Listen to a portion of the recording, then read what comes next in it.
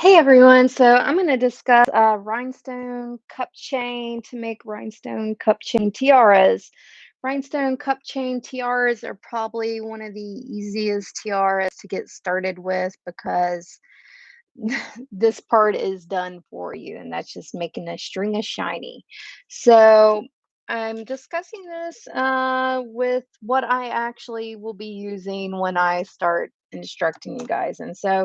Um, the material that I'm going to be using is this Chinese brand cup chain. The supplier that I ordered this from says that it's 14SS, but I'm telling you right now, it looks 12SS to me. 12SS is a stone size, so SS is stone size. I will provide a link to this supplier. Also, I'm ordering from another supplier from AliExpress. I want to see what the quality is. The price was about half of this roll. So a 30 feet roll of this is about 19, $20, okay? From the Etsy supplier that I've bought from for a long time. I usually buy from them when I'm like, I need a roll of this chain and I need it now because I only have 2 weeks to do a custom order or something to that nature. Uh, I have an AliExpress supplier where that 30-foot roll chain is $7. All right, guys, let's just keep on with that. This is a chain I'll be using. We'll show you the difference. Also, if you want to try to find this on your own, AliExpress, uh, I will let you know if the other supplier's stone size is the same, 14SS is this, or whether it actually becomes bigger. But on these Chinese websites, they call this a sparse chain.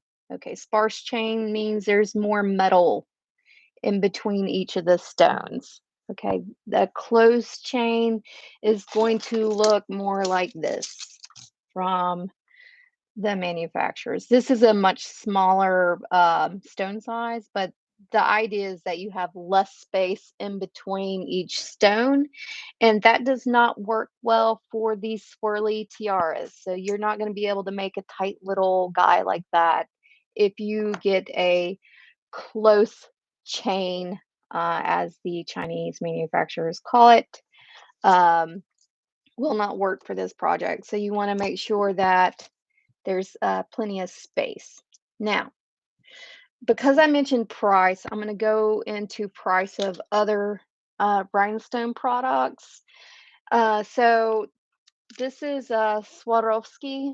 You're not going to be able to buy this anymore. They do not sell to the general public.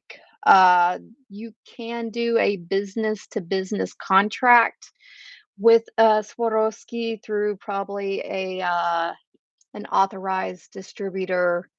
They can set this up with you and Swarovski where you say, yes, I want to buy, I'm a business. Here's all my stuff. This is how much I'm willing to buy a year. And I promise never to use your brand name in my materials. So once you sign that contract, you can't use Swarovski's name. They want to become a luxury brand, and everyone using their brand name and their products dilutes that brand name. So that's why I think they've got off on that. Anyway, so that's not why I'm saying this. Why I'm telling you, why I'm discussing this is, well, number one, you won't be able to buy this chain. You might get lucky and find some people with some supplies. Um, I bought a whole bunch of this stuff right when I found out that they were going to do this. So this is 24 pp, which is pearl plate. It's a sizing that they use for this chain. 30 feet of it will cost you about $200, um, maybe a little bit less. I buy they only the people I buy this from sell in 5.5 meters, and so two of those is about $200. Okay. And that's not including shipping, people. So, anyways, another very high quality brand, which is supposed to be on par with Swarovski, but there's definitely still differences, is Preziosa. And I'll include all these names and stuff. And if I can, I'll link you to a place you can buy this stuff. Um, as you can tell, Preziosa is very similar. Again, this is 24 pp to Swarovski. So they're all spaced out very well. If you want to compare that to the Chinese, this is why you can't do a one to, you can't buy any rhinestone cup chain that you want to and follow one of my designs. And I will tell you why in just a minute, but I'm going to finish this up. So there's more spacing in between the stones, so you can't just substitute one on one. And the reason why is I do count by tiaras. You heard by paint by numbers. Well, it's kind of similar because each one of these segments that I use is 34 rhinestones. Okay. Each one of these is 34 rhinestones, 34, 34, and the band will be, well, I don't know what the band is right off the top of my head on this tiara. So, what's great about that is that once you come up with your design and you know how many rhinestones each of your parts are, you can reproduce it exactly every time, so long as you have the same material.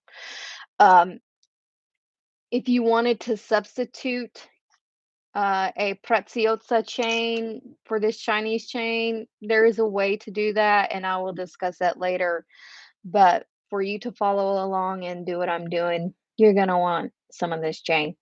So I will post links. I would probably wait until I get this stuff from AliExpress. I was hoping to have it, but there's shipping problems and stuff like that going on in the world. So I decided to go ahead and do this video and just post a link to the people that I usually purchase from. But I don't know what's going on in the shipping world these days. Maybe you won't get it when I start doing this stuff.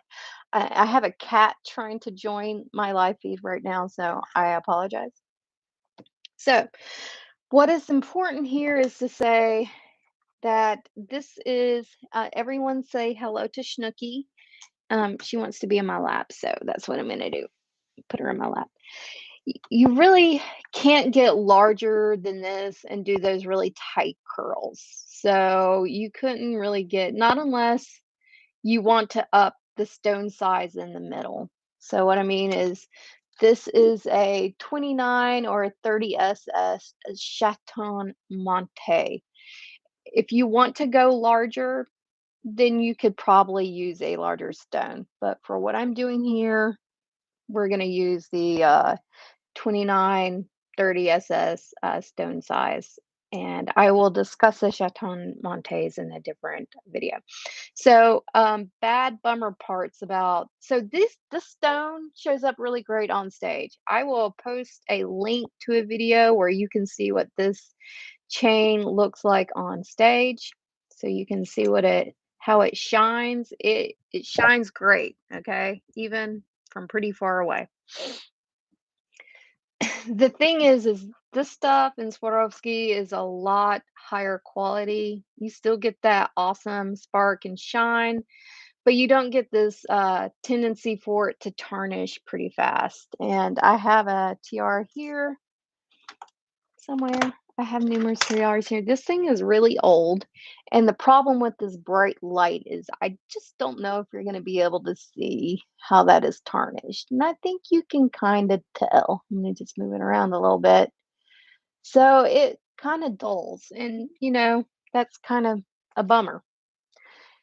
Swarovski, though, it does change colors, but it still has that nice shiny metal look. So that's one of the differences. Also, once you open this pack up when it comes from your supplier, it's going to start tarnishing. So, I used to store the stuff not on rolls and just in a bin in a box, but now I store even my Swarovski now. I store like this. So I put my roll in a Ziploc bag. I get out as much air as I can. And then I put one of these moisture absorbers in it. You can buy them online. You can use them from your purses, your shoes. They come in boxes. They're random all the time. These I like because you can recharge them by putting them in the oven. So I don't have to keep buying them over and over again. I will just need to change them out probably once a year. which is no easy task. So there's a potential that this will tarnish. Also, when this has contacts with salts in your hands or chemicals, perfumes, lotions, etc., that will cause tarnishing. So, that's just the nature of costume jewelry. I just find that this Swarovski chain does it more elegantly. Like it's still shiny, and the Chinese stuff kind of dulls after a time. Um, Preziosa's chain, the what I mean chain is this banding. So you've got the little cups that hold the rhinestones. The Swarovski banding or chain or whatever you want to call that is a lot sturdier. You can just tell that the metal is more substantial than the metal in these. And then Preziosa is not quite as substantial, but it's pretty good. You can definitely tell, and I don't know if you can in this video because everything's super light colored, and I can zoom in a little. So this is Preziosa. Um, it's a lot yellow. It's more yellow than, I don't know how to say that, but if I can put these two together, you might be able to see the color difference. This gold is a different kind of gold than this gold. And of course, the Chinese stuff also has a different color as well. So Swarovski, Preziosa, Chinese. So those are the differences in between the two. But basically, I'm going to do a tutorial set using this stuff. Number one, it's cheap. It's easy for you guys to get and not feel like you have to spend, a lot of money on Swarovski to get started because you don't need to. Um, and then later, I will do a video on how to translate this design into one of these designs in Preziosa. I needed to do that for one of my headpieces. I do that for all my headpieces is I'll take this design and then I will translate them into a Swarovski or, well, now Preziosa design, and then I will offer to do it in the other stone for extra money. So if you decide to do that, don't forget it's not just the price of the materials. You've got to spend more time wiring that to your headpiece than you do the Chinese stuff because there's more stones and there's tighter spaces. So just recognize, don't just charge more as far as the materials go. It's also going to take you longer to make. Uh, so also, just for a note, just try to get the regular banding. You probably won't have this problem because I don't think anyone else offers this, but I bought some Swarovski chain. It was silver. It was the right point size, but I got this. I thought it was going to be great. It was called a no snag chain. And yeah, it's great. It doesn't snag, but I can't get that nice bend, that nice tight bend. So I'm pretty persnickety, guys. I could have used this chain and got my 29 SS or 30 SS Chateau Monte in that circle, right? But look at that. All the stones are splayed out to the side, and I don't like that. That's just a design preference. So if you've got something that you can get around a number two pencil and it's splayed off to the side and you don't care, then go ahead and give it a shot and use it. But I will try. What I will do is when I do the video, I'll count out these things. And what I mean count out is like this design has 34 rhinestones, 34 rhinestones, 34, 34, 34, and then the band is a different count. I don't know what that is right now. And so you can repeat that every single time and get a very consistent look. It's going to be the same height, it's going to be the same width, it's going to be exactly as the photograph that you took of it. So that's why I really like doing this counting method and not measuring, because sometimes when you measure, it doesn't actually turn out the same. Or sometimes you get a pattern and you just take your wire and you trace it out along the pattern, which I think could be even, you know, you can get vastly different results when you do it that way. And I was always super paranoid that someone would return something because it wasn't like the picture that they saw. So that is a concern of mine. So that's one of the benefits of using this. Um, get that nice tight little curl. So this is 24 pp, and these people are calling it, just so you know, 24 pp should be 12 stone size. All right. That's why I don't believe these people, because they're saying this is um a 14 SS stone size.